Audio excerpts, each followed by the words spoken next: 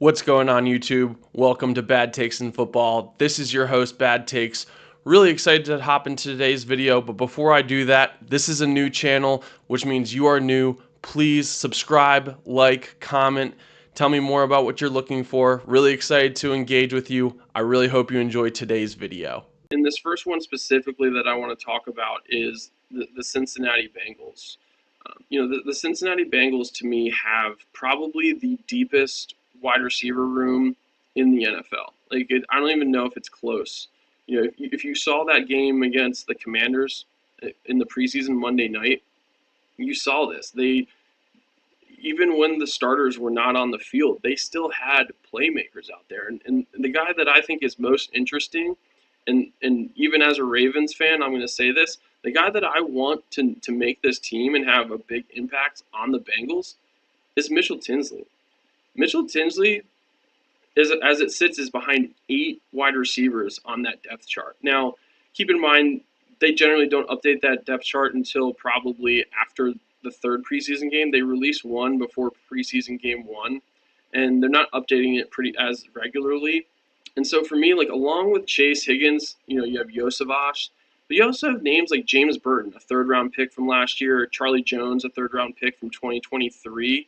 None of these wide receivers have necessarily put up impressive numbers in their career at this point. But when I look at these preseason games and I look at what players like, again, Mitchell Tinsley has been able to do, I'm nothing but impressed by that, right?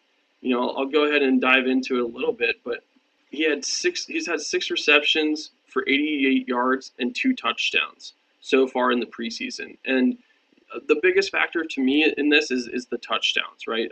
I mentioned this in a previous video, but again, in that Monday Night Football game, Jake Browning first it was a great pass, but Mitchell Tinsley probably had the greatest catch of the preseason in that game against the Commanders.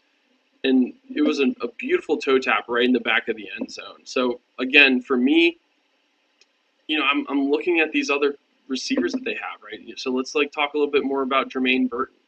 Jermaine Burton, in his career, he's had 14 targets. He's had 4 catches for 107 yards and no touchdowns, right? Again, he is a second-year player, and he's behind players like Higgins, like Chase, like Yosavash. But at the same time, you're a third-round pick. And so at this point, you're going to be expected to produce this year. And so far in the preseason, all he has is 1 catch for 3 yards. And so you have to look at this and say,